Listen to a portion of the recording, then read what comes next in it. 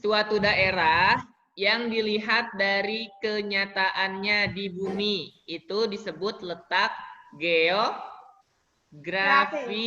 Ya, masih ingat tidak Indonesia diapit oleh berapa samudra? Samudra apa saja? Samudra India, Samudra Pasifik. Iya, Hindia dan Pasifik. Kalau ada berapa benua diapitnya? 2. Benua apa saja? Indonesia. Benua Australia. Australia dan Asia. Asia, yaitu letak geografis Indonesia, ya. Kemudian kemarin salah satu dampak dari letak dan kondisi geografis bangsa Indonesia sebagai negara maritim atau kepulauan, salah satunya yaitu terjadi pembauran, percampuran, dan peleburan nilai-nilai antar pulau. Kemudian ada lagi juga terjadinya perubahan perilaku masyarakat karena masuknya pola dan nilai perilaku dari pulau. Ya, itu salah dua dampak dari letak geografis.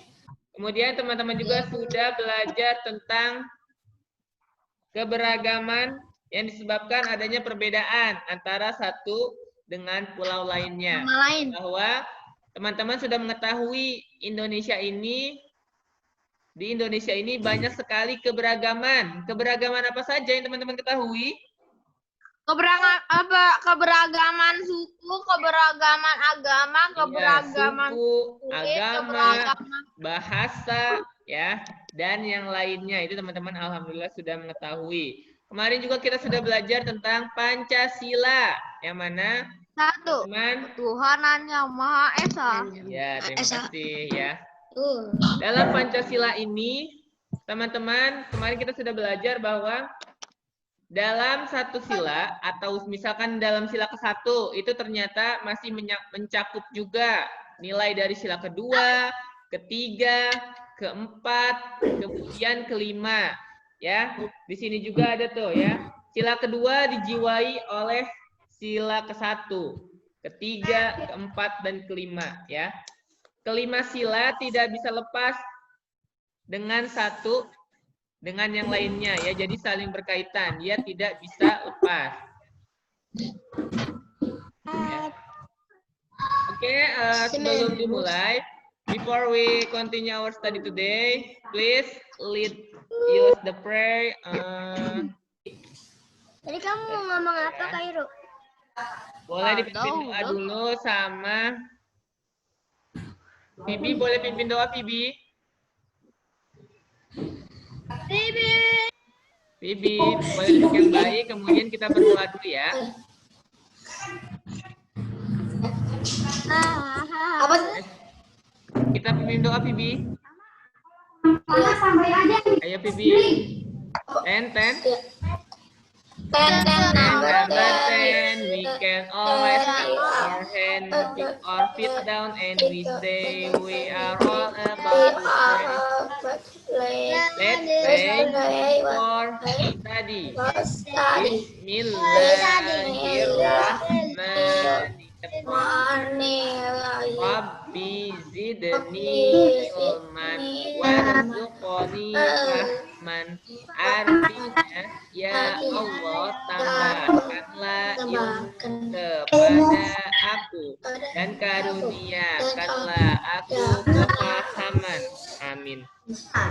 Oke teman-teman, hari ini kita akan kembali melanjutkan pembelajaran tematik. Masih di tema 1, silakan teman-teman buka bukunya. And now please open your thematic book to page 157. 157.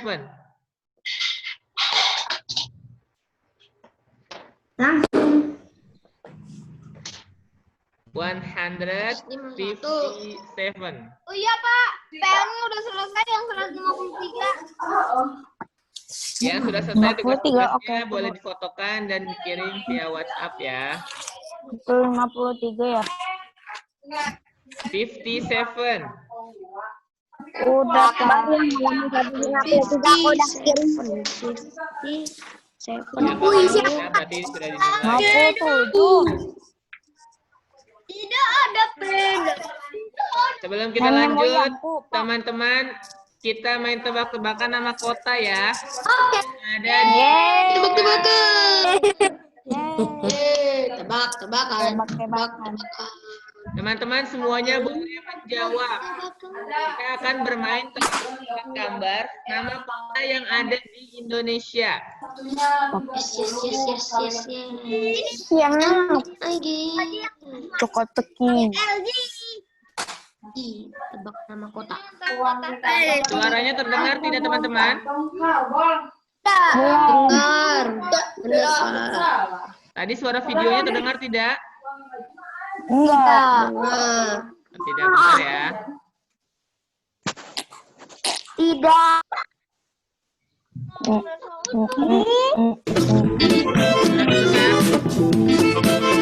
Sudah. Waktunya hanya 20 detik untuk menjawab ya. Kurang dari 20 detik. Teman-teman boleh perhatikan. Jika sudah siap ya.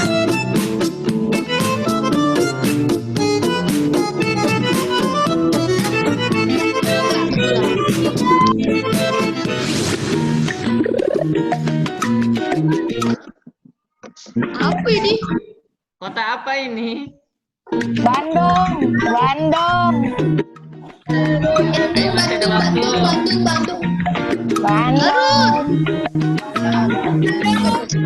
Bandung.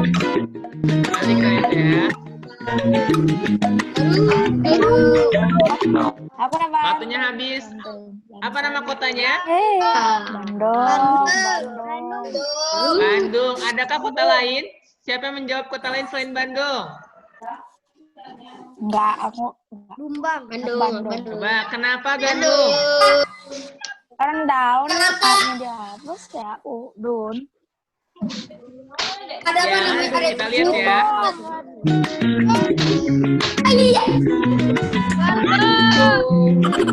Ya, betul. Good job. Kita berlanjut ya. Tahu dari mana, Ari? Dia tahu. Ini apa kira-kira? Jawa. Bukan. Jakarta. Iya, Jakarta. Kota Jakarta.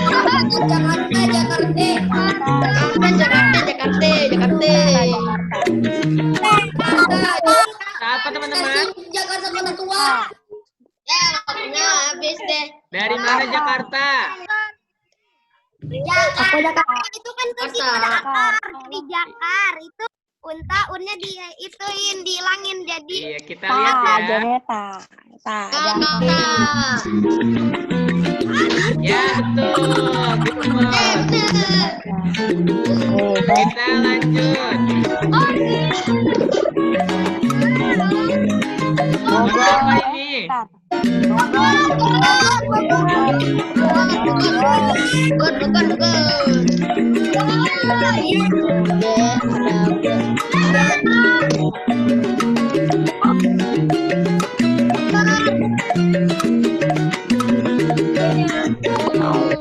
Apa teman-teman? Udah Bogor. Bogor. Are you sure? Bogor Pak, Bogor. Kursi ya. Bogor. Excellent. Lanjut. Apa ini?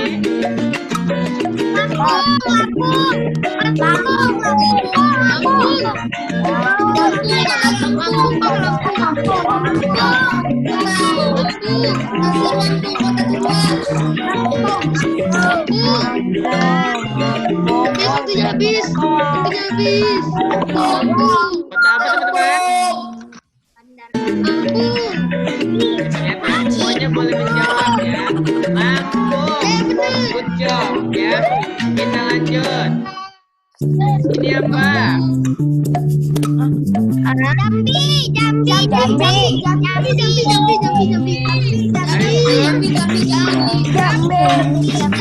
Jambi.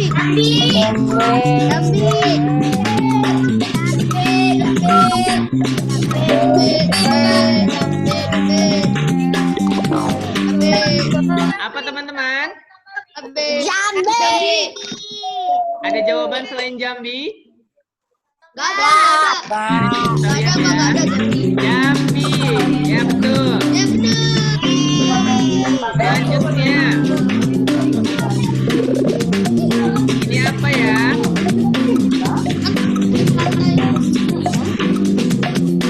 Apa itu? Ladang. What is this?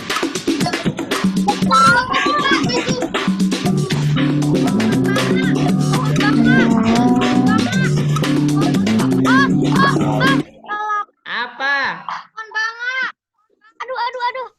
Ada pohon. Ada binatang. Pohon kelapa. Pohon kelapa itu bangau. Itu bukan kelapa sayang. AU-nya. Pak Akbar kasih clue. Apa? Dia ibu kota salah. Dia ibu kotanya dari Sumatera Selatan. Padang. Oh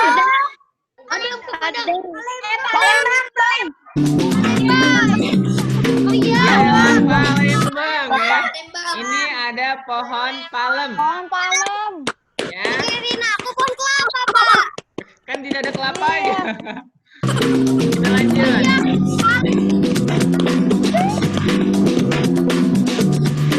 Ini apa ya?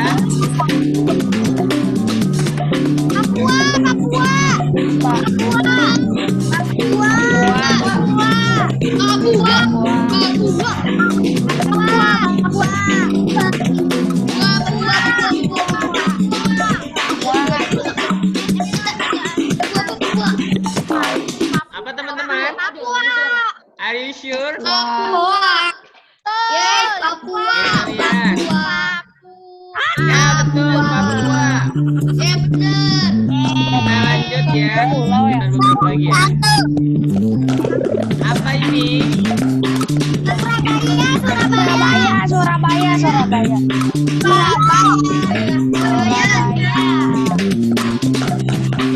Surabaya. Dari mana Surabaya? Ada Surabaya, ibu kota ada.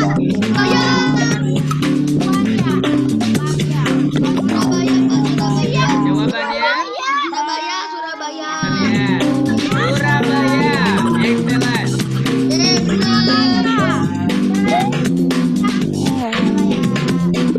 Wah, masih banyak.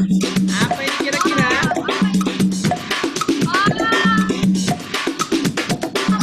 Suara.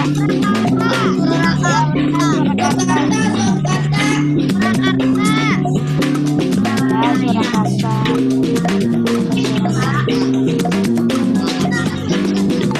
Apa teman-teman? Surakarta. Surakarta. Lihat ya. Ya betul, Surakarta. Kita terakhir ya, ini satu kali lagi ya. Nah ini kira-kira apa ya? Itu apaan, Pak? Ini yang kita ini arang. Arang. Tanggerang.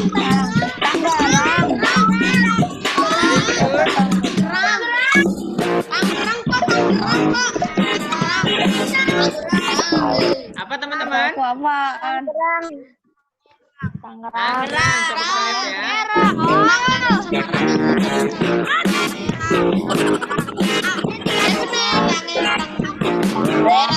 Nah ya, nanti kita lanjut Baca lagi. Tangerang. Sekarang teman-teman boleh fokus ke bukunya.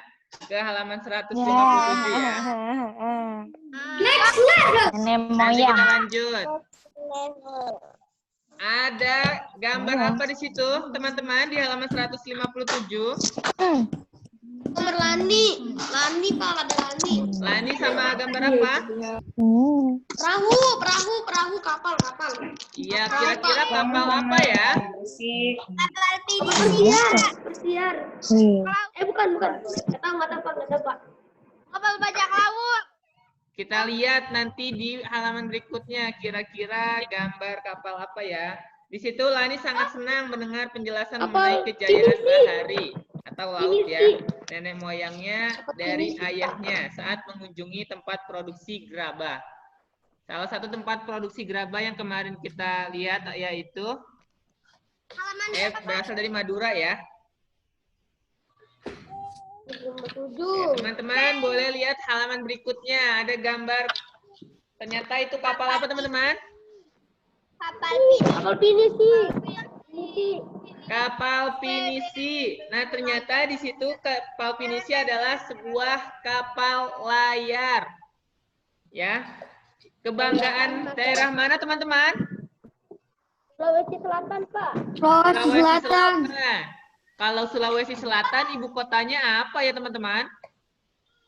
Padang. Sulawesi. Kalau Padang kan Sumatera Barat. Pak, berapa, Pak? 158. Ibu kota Sulawesi Selatan apa ya? Kota apa, Pak? Ibu kota Sulawesi Selatan? Palembang. Palembang itu Sumatera Selatan. Palembang. Dibaca, guys. Makassar. Iya betul. Ibu kota Sulawesi Selatan yaitu Makassar. Ya. Makassar. Jadi kapal pinisi adalah kapal layar kebanggaan masyarakat Sulawesi Selatan. Nah bahkan teman-teman sambil perhatikan ya, menjadi kapal kebanggaan bangsa Indonesia. Kira-kira kenapa ya menjadi kapal kebanggaan? Kita lihat lagi bacanya. Sudah sejak sekitar abad 14, ya. Satu abad berapa tahun teman-teman? Sejak abad. Abad 100. Iya, satu abad 100 tahun ya. Kapal pinisi berlayar dan menjelajah samudra di seluruh dunia. Nah, konon atau dengar-dengar, pinisi ini diambil dari nama seseorang yang bernama Pinisi. Nah, siapakah Pinisi ini? Nah, suatu ketika dia berlayar melewati pesisir pantai Bira, ya. Dia melihat rentetan kapal di laut, kemudian dia menegur salah seorang nahoda. Nahoda itu siapa, teman-teman? Pembawa kapal. Iya, betul ya, yang mengendarai atau membawa ya. Ngebantingin diri. Di situ kapal pinisi juga ternyata sangat istimewa ya, karena dibuat oleh tangan-tangan ahli tanpa menggunakan peralatan canggih. Teman-teman lihat di situ, kapal pinisi dibuat dari kayu tapi tidak menggunakan paku. Apakah bisa kokoh dan menempel? Ya. Enggak bisa, Coba. Pak. Bisa atau tidak? Bagian, Pak. Bisa, Pak. Tanpa paku tetap bisa, karena bisa saja dibuat seperti bolongan seperti ini, kemudian kayunya dimasukkan lagi. Jadi dia tanpa paku, ya. Menghemat paku, Pak. Kemudian, Iya, ditangkapin kaca. itu ya. Kapal itu Langsung. membuktikan ketangguhannya dalam mengarungi samudra dan menjelajah negara-negara dunia, ya. Padahal kapal ini terbuat dari kayu dan tanpa paku ya. Tapi kapal pinisi ini bisa menjelajahi samudra dan negara-negara di dunia. Lihat halaman berikutnya, go to the next page. Banyak upacara atau ritual yang dilakukan dalam membuat kapal pinisi. Ya, mulai dari pencarian hari baik, ya, mulai dari pencarian hari baik untuk memulai pembuatan, kemudian upacara atau ritual mengusir roh jahat saat akan menebang kayu yang akan digunakan untuk membuat kapal pinisi. Upacara atau ritual peletakan lunas dan pemasangan pengapit lunas, kemudian memasuki proses penggabungan dan pendempulan badan kapal. Kemudian pada proses terakhir dilakukan peluncuran. Namun sebelumnya juga diadakan upacara atau ritual selamatan, ya. Nah, upacara itu dilakukan semata-mata untuk mengharapkan keselamatan dan kesejahteraan bagi yang membuat, pemilik, dan penumpang kapal pinisi, ya. Jadi ritual itu dilakukan tidak lain bertujuan untuk mengharapkan keselamatan, ya. Kemudian peluncuran kapal pinisi dilakukan pada saat air laut pasang, ya, dan matahari sedang naik. Nah, teman-teman di situ lihat itu adapun kepala tukang bertindak sebagai pelaksana utama. Ini masih yang tadi, Pak. Ya, lihat di halaman 159-nya. Ada berapa jenis teman-teman kapal pinisi? Dua. Apa saja? Lamba atau lambo. Yang kedua? Palari. Ya. Nah, sebelumnya teman-teman, ternyata di sini kapal pinisi memiliki 2 tiang. 2 tiang layar utama dan 7 buah layar. Di atasnya dilihat sedikit ya. Nah, 2 tiang layar ini menyimbolkan apa, teman-teman?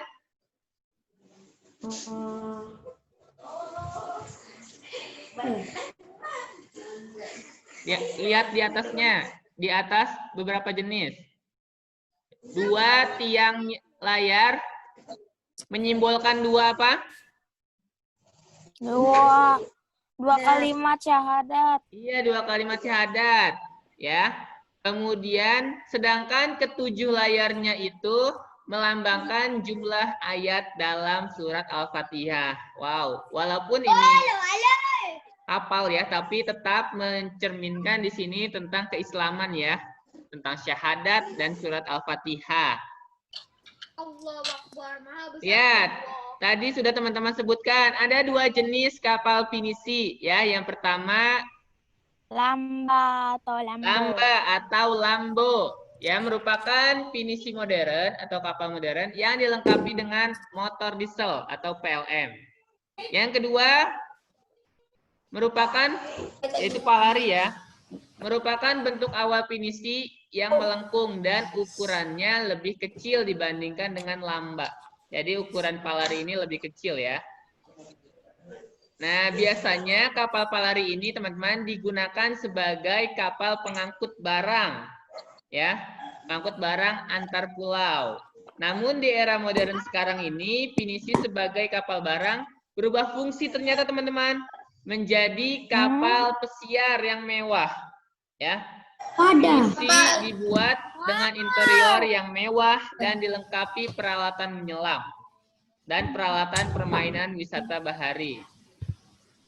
Nah, teman-teman, kapal pinisi juga dijadikan lambang salah satu gerakan WWF. Apa itu WWF? Ada yang tahu? Nggak tahu. WWF itu di sini World Wide Fund for Nature, ya. Waduh. Dulu namanya itu World Wildlife Fund. Akbar share screen-nya masih ada, Pak?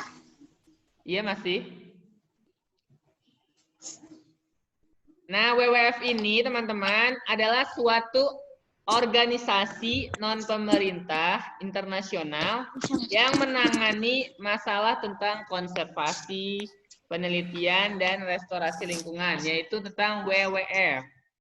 Kemudian yakni SOSARS. Apa itu SOSARS? Yaitu gerakan untuk penyelamatan dan pelestarian hiu. SARS ya, itu artinya hiu. Membanggakan bukan? Oke, kita lihat. Membanggakan. Sekarang kapan ada cuplikan videonya tentang kapal pinisi. Teman-teman boleh perhatikan ya. Video lagi. Ya. Baling-baling bambu. Aku sayang sekali. Doraemon. Semuanya boleh melihat. Ini gak kelihatan, Pak. Masih orang yang tadi, Pak. Screen-nya aja nggak ada, Pak. Terlihat tidak? Ini masih ada level, Pak. Terlihat atau tidak? Nah, ini ada. Kapalnya kelihatan nggak? Lihat. Terlihat ya. Kami.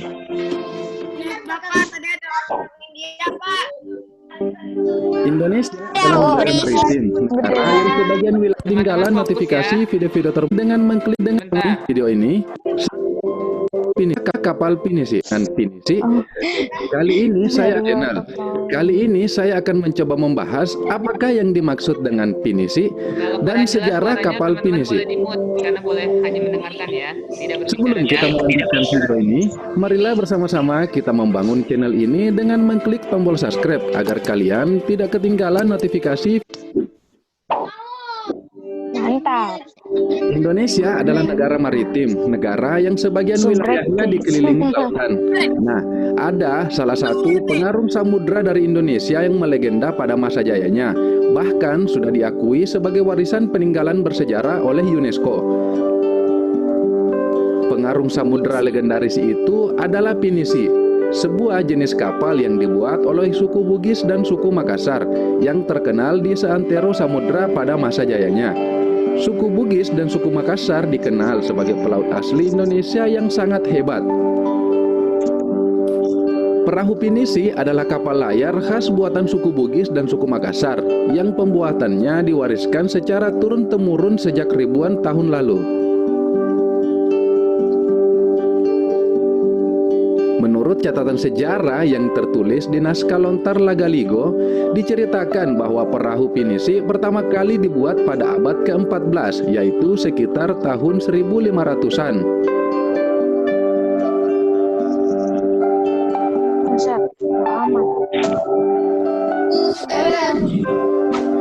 Ternyata ada sejarah di balik pembuatan perahu pinisi yang saat ini menjadi kebanggaan Nusantara. Dalam naskah Lontar Lagaligo disebutkan, putra mahkota kerajaan Luwu, Pangeran Sawerigading adalah orang yang pertama kali membuat perahu pinisi. Perahu pinisi yang dibuat oleh Pangeran Sawerigading digunakan untuk pergi ke negeri Tiongkok dan menikahi Putri Wecudai. Nah, setelah beberapa tahun tinggal di Tiongkok, Pangeran Sawerigading kembali ke kerajaan Luwu dengan menggunakan perahu pinisinya. Sayangnya, saat memasuki perairan Luwu, kapal yang digunakan oleh Pangeran Sawerigading diterjang ombak besar dan terbelah menjadi 3 bagian. 3 bagian tersebut tersebar di 3 tempat yang berbeda, yaitu di Desa Ara, Tanah Bira, dan Lemo-Lemo. Pecahan perahu pinisi tadi kemudian dikumpulkan kembali oleh penduduk dari ketiga tempat tersebut, sehingga membentuk kembali perahu pinisi seperti semula.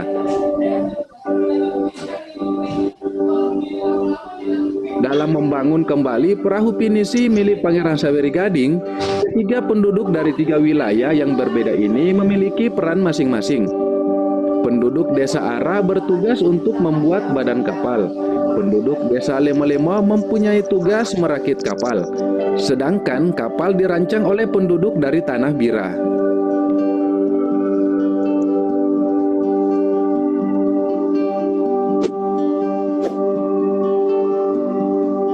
Kayu yang digunakan untuk membuat perahu pinisi adalah kayu jati dan kayu mahoni, yang pengumpulannya harus dilakukan setiap tanggal 5 dan tanggal 7 setiap bulannya. Pembuatan perahu pinisi juga unik. Kalau biasanya, pembuatan kapal dimulai dengan pembuatan kerangka terlebih dahulu.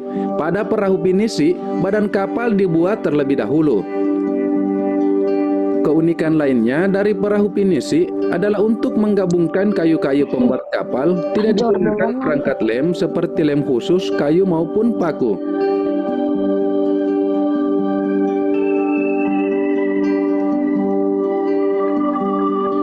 Ternyata untuk menggabungkan kayu-kayu dan bagian kapal, pembuat perahu pinisi menggunakan pasak kayu.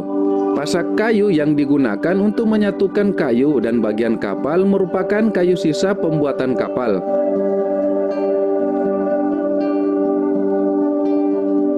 Meskipun tanpa menggunakan paku dan menggunakan pasak sebagai gantinya, perahu pinisi tetap menjadi kapal yang mampu mengarungi lautan Indonesia.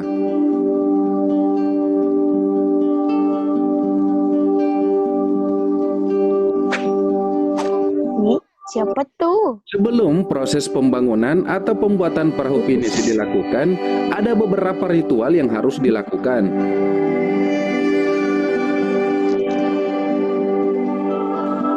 Pertama, kayu bahan pembuatan kapal harus dikumpulkan pada tanggal 5 dan 7 yang memiliki makna tertentu. Angka atau tanggal 5 berarti rezeki yang sudah ada di tangan.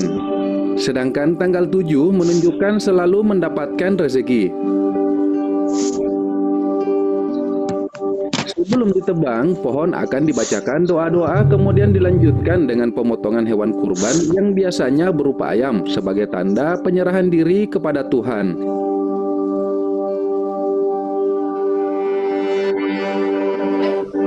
Setelah itu, akan dilakukan peletakan lunas atau kayu yang menjadi fondasi bangunan kapal. Lunas ini harus dihadapkan ke atas timur laut. Ada 2 lunas yang diletakkan, yaitu lunas di bagian depan yang melambangkan laki-laki, serta lunas yang melambangkan perempuan diletakkan di bagian belakang. Lunas bagian depan nantinya akan dipotong, kemudian dilarung ke laut sebagai penolak keburukan dan sebagai lambang kesiapan untuk mencari nafkah.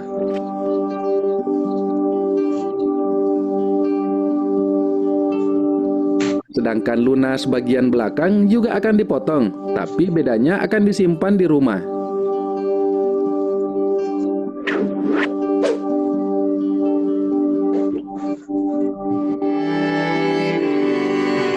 Dulu, perahu pinisi digunakan sebagai alat angkut barang.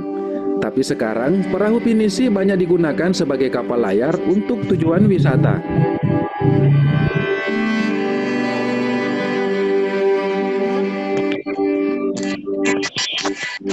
Cat, ada toiletnya. Keren.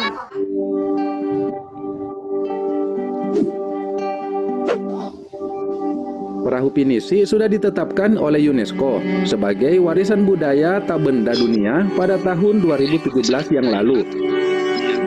Karena unsur budaya dan adat dalam proses pembuatannya.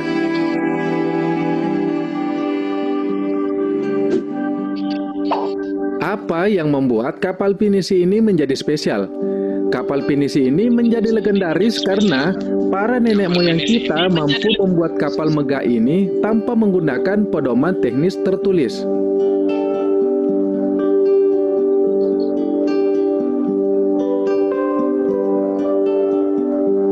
Para nenek moyang kita bisa membuat kapal ini karena ini tanpa menggunakan bantuan diagram, gambar, dan petunjuk tertulis.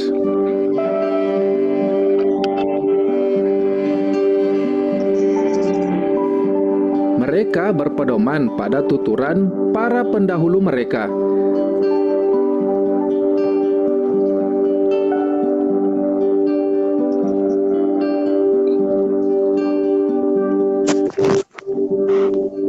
Kapal ini dibuat tanpa menggunakan besi. Semua bagian kapal ini, baik bagian badan, serta paku-paku yang memperkokoh kapal ini terbuat dari kayu.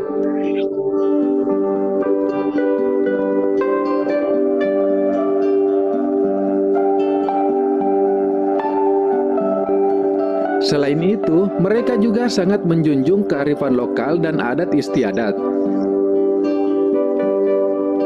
Nah, itulah sejarah pembuatan perahu pinisi. Mengenai apa arti dari kata pinisi, pinisi berarti sebuah kapal yang tangguh dan mampu melawan ombak. Keluar.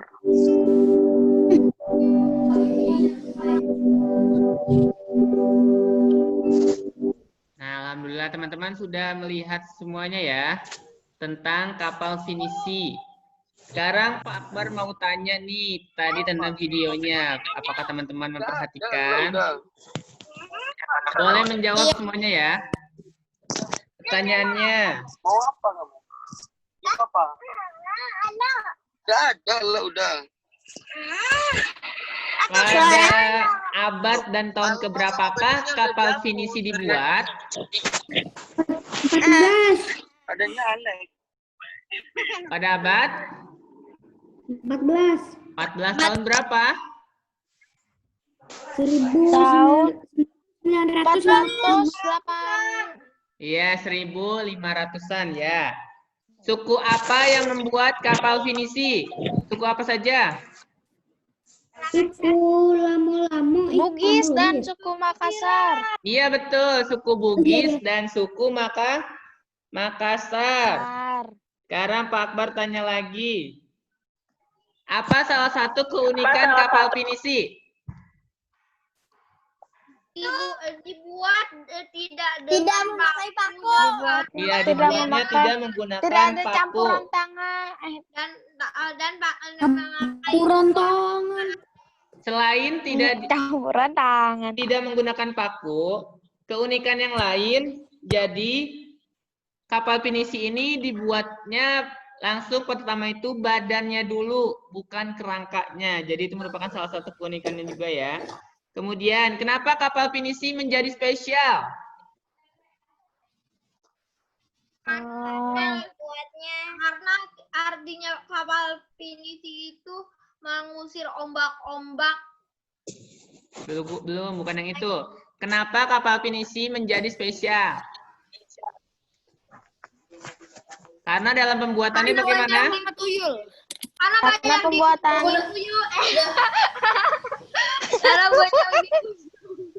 Karena dibuatnya itu tanpa pedoman tertulis. Artinya tidak ada langkah-langkah caranya yang tertulis, ya.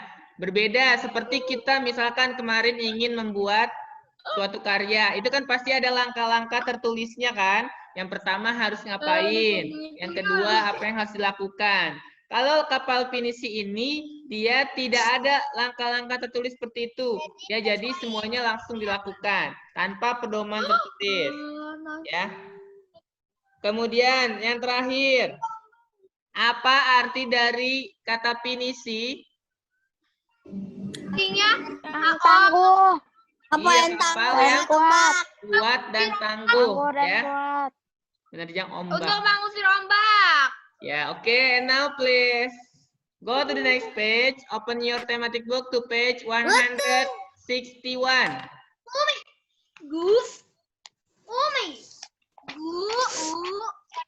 Udah pengaruh kondisi. Sebagai negara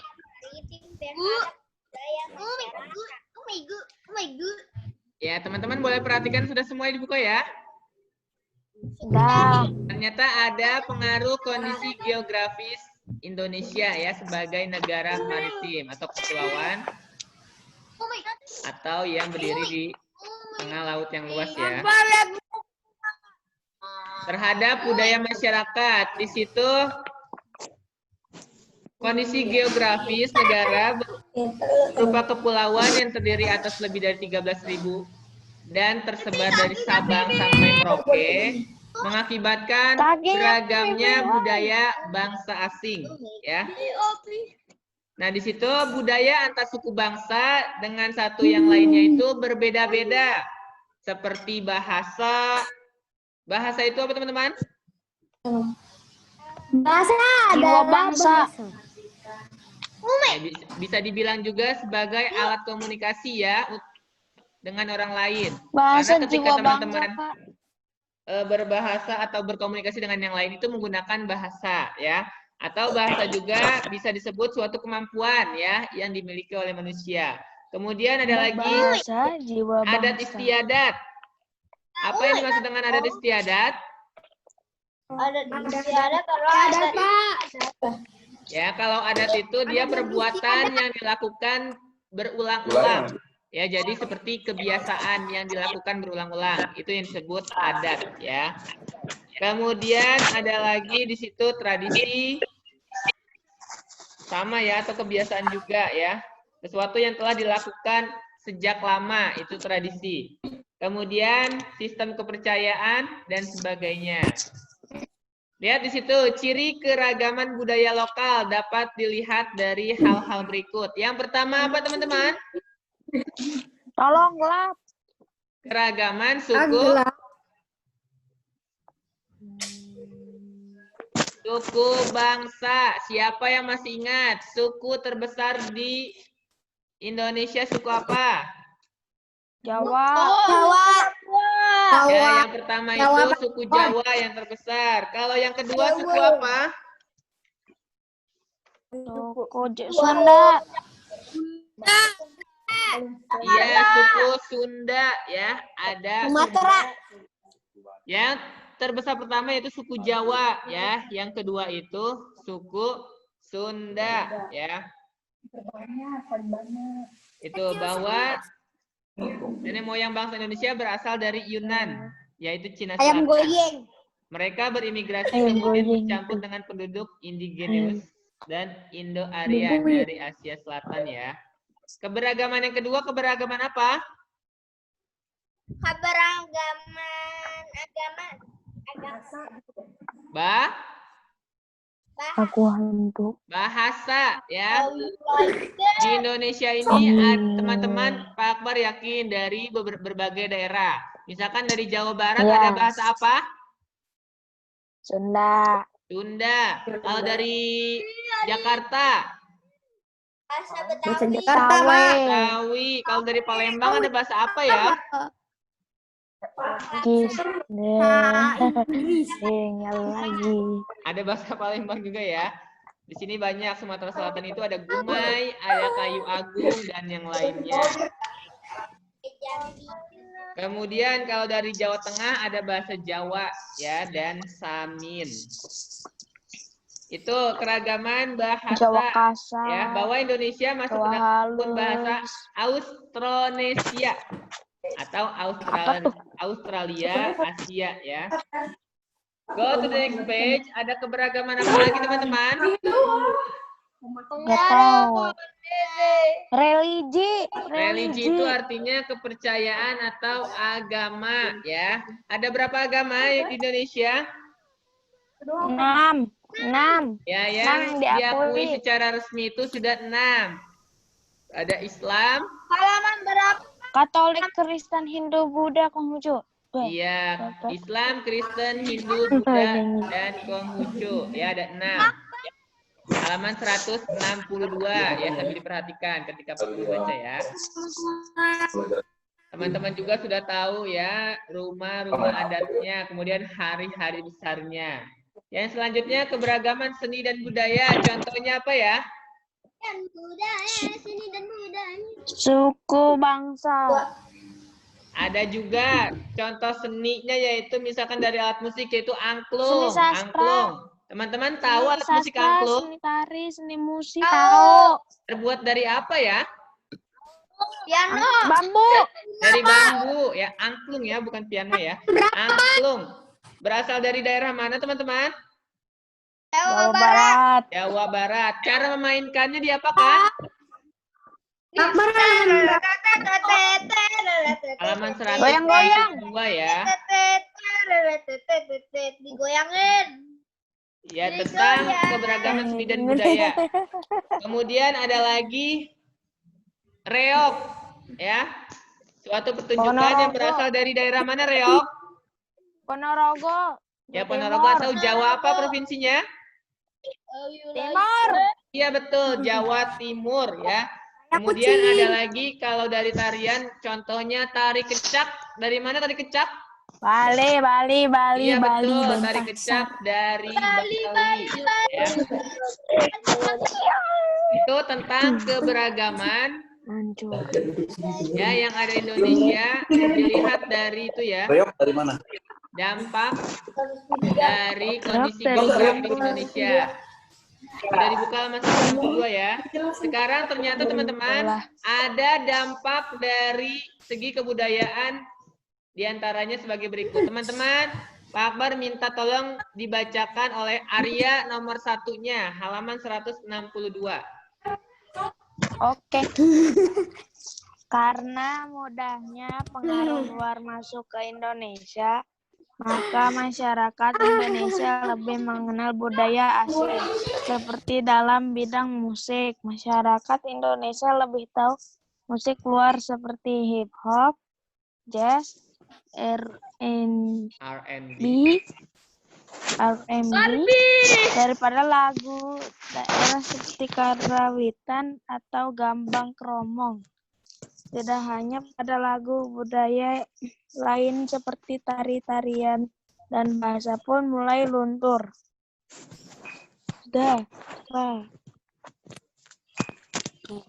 Budaya. Terima kasih. Bahwa di situ karena pengaruh luar masuk ke Indonesia, maka masyarakat Indonesia lebih mengenal budaya asing. Ya, seperti musik apa itu hip hop. Teman-teman tahu musik hip hop itu seperti apa? Enggak. Iya, pasti sedikit banyak teman-teman tahu ya. Kemudian jazz, pasti teman-teman pernah mendengar musik jazz, R&B ya. Sekarang teman-teman tahu atau tidak lagu karawitan?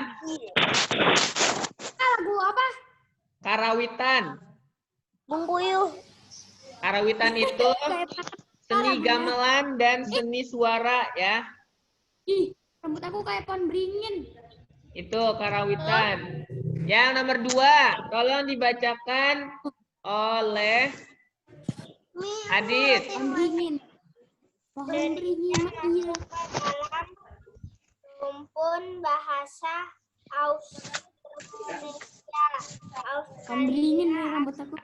Adit, nomor 2 halaman 162 ya. Dora. Dora. Sudah Adit? Indonesia masuk ke dalam rumpun bahasa Australia. Yang 162 Adit, bukan 161. Tontonan halaman 162 setelahnya ya. Tontonan Sultan Syakir.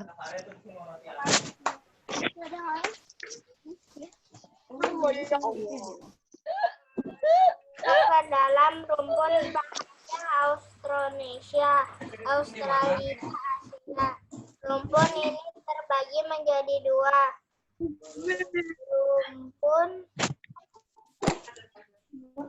bahasa Austronesia Barat atau Indonesia Melayu dan bahasa Austronesia Timur atau Polinesia dari yang terbagi ke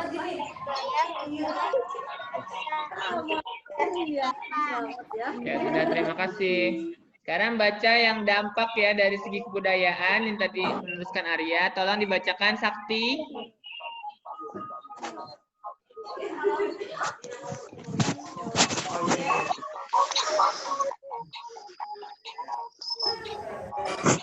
Bacanya itu lagu Sakti dia dibaca halaman 162 nomor 2. Tontonan dan adegan dalam film yang kurang bahkan tidak pantas membawa efek buruk bagi bangsa Indonesia. Sebagian besar adegan tersebut ditiru oleh artis-artis dalam negeri dan masyarakat menganggapnya sebagai gaya hidup. Semacam pusat gaya yang perlu ditiru terutama oleh anak muda. Padahal itu membuat turunnya nilai moralitas bangsa Indonesia. Kelewatan. Terima kasih Sakti ya teman-teman, bahwa di sini ya adegan-adegan yang kurang atau tidak pantas itu menjadi efek buruk bagi bangsa Indonesia ya. Jadi sebetulnya apa ya? Kita sebagai manusia harus bisa memposisikan ya, harus bisa memilih-milih ya. Untuk film-film mana yang pantas kita lihat atau yang tidak pantas ya, karena kita sudah bisa membedakan mana yang baik, mana yang buruk ya untuk diri kita sendiri ya. Jadi kita harus selalu memilih-milih jika ingin menonton film, adegan mana ya, atau film mana yang kita tonton ya. Tentu film yang harus bermanfaat ya, yang kita tonton. Kemudian yang ketiga itu dikenalnya kebudayaan Indonesia akibat ramainya perdagangan dan pariwisata yang ada di Indonesia. Yang keempat, timbulnya beraneka ragam kebudayaan dan adat akibat pengaruh luar. Contohnya, wayang di Jawa yang terinspirasi dari cerita dari India. Dan hukum adat di Aceh yang terpengaruh oleh hukum Islam. Nah, teman-teman lihat gambar di sebelahnya ya, di situ ada Ya, Gambar apa saja di situ? Ponorogo. Nanti teman-teman boleh di checklist ya nanti di rumah ya. Kita ke halaman berikutnya, sedikit lagi materinya ya. Tentang pengaruh kondisi geografis Indonesia sebagai negara maritim terhadap transportasi masyarakat. Ya, teman-teman, perhatikan sebentar. Bahwa di Indonesia ini sangat luas ya, berupa kepulauan yang disatukan oleh laut. Ya, sangat mempengaruhi kondisi transportasi yang ada. Nah, jalur strategis yang bisa digunakan untuk menghubungkan antar pulau satu dengan yang lainnya adalah jalur laut dan udara, ya. Dan darat. Kemudian, darat tuh harus dikembangkan. jenis atau moda transportasi yang efektif digunakan adalah kapal laut dan pesawat terbang. Kenapa di sini jalur darat tidak tertulis ya? Karena bukan kita yang menulis. Adapun jalur darat, ada moda transportasi kereta api, bus, dan mobil yang digunakan untuk menghubungkan daerah satu daerah lain dalam satu pulau. Teman-teman lihat di halaman berikutnya. Penggunaan pesawat sebagai moda transportasi. Menghubung antar pulau harus didukung dengan sarana pendukung. Ya. Di situ sarana pendukungnya apa teman-teman? Yaitu tersedianya bandar udara atau disingkat bandara. Coba Pak Akbar tanya, siapa yang hafal salah satu nama bandar udara atau bandara di Indonesia? Ada bandara apa? Soekarno-Hatta. Iya, Soekarno-Hatta ya yang ada di Tangerang. Kemudian ada bandara Juanda ya yang ada di Surabaya ya. Jawa Timur. Ya. Bandara Halim. Bandara Kusuma. Ya, terima kasih. Sekarang untuk pulau-pulau besar dan kota-kota besar dibangunlah bandara yang mampu menampung pesawat-pesawat besar. Ya, sedangkan kalau di pulau kecil itu dibangun lapangan udara yang mampu menampung pesawat kecil atau pesawat bandara Halim Kusuma, Pak. Ya. Ada bandara. Ya, nanti nama-nama bandaranya boleh ditulis di halaman 166 dan ya, di halaman 166 nanti boleh ditulis ya bandara-bandaranya. Kemudian di sini Anda harus lihat buku saya, kenapa? penggunaan kapal sebagai moda transportasi penghubung antar pulau harus didukung dengan ketersediaan pelabuhan yang memadai. Pelabuhan itu kemarin termasuk kenampakan alam atau kenampakan buatan ya? Iya, kenampakan buatan karena itu tidak terjadi secara alami, artinya ada campur tangan manusia. Ya. Karena penggunaan moda transportasi kapal dirasa masih lebih murah jika dibandingkan dengan pesawat, sehingga masyarakat lebih banyak memilih menggunakan kapal untuk berpergian antar pulau, ya. Jika penyediaan dan penggunaan moda transportasi antar pulau memadai, akan sangat membantu kehidupan masyarakat, ya, mengingat luas wilayah Indonesia yang sangat luas dan berupa kepulauan, sehingga mempengaruhi pemerataan program pembangunan dan hasil-hasilnya. Sehingga kemajuan tidak hanya berpusat di daerah tertentu saja. Kabar. Ya. Ya. Sinyalnya Bapak macet banget. Contohnya merah-merah gitu. Nah, teman-teman lihat paragraf terakhir ya. Ada daerah yang masih sangat tertinggal. Harga barang kebutuhan di satu pulau berbeda dengan harga kebutuhan di pulau lain. Nah, hal tersebut merupakan contoh kecil dampak negatif kondisi geografis bangsa Indonesia ya. Nah, adapun itu kan dampak negatifnya, yaitu salah satunya tadi apa? Harga barang kebutuhan ya di satu pulau dengan daerah yang lain itu berbeda. Kalau dampak positifnya yaitu khususnya bagi perkembangan alat transportasi adalah terpacunya bangsa Indonesia untuk membangun dan mengembangkan industri pesawat dan perkapalan. Jadi di sini pengaruh kondisi geografis Indonesia itu tentu ada dua ya dampaknya, dampak positif dan dampak negatif. Negatif. Negatif itu yang kurang baik. Nanti teman-teman boleh tugasnya di halaman yang tadi ya, 163 dan 166. Teman-teman boleh isi tuh ya, nama-nama bandara yang ada di Indonesia. Ya, tadi sudah disebutkan banyak ya. Nanti di situ boleh disebutkan ya. Oke teman-teman, karena waktunya sudah habis juga, materinya ya. I think that's all for today for thematic. Let's close our study by reciting hamdalah. Alhamdulillahirabbil alamin. Segala puji bagi Allah Tuhan semesta alam. Nanti kita bergabung kembali pukul 9.40.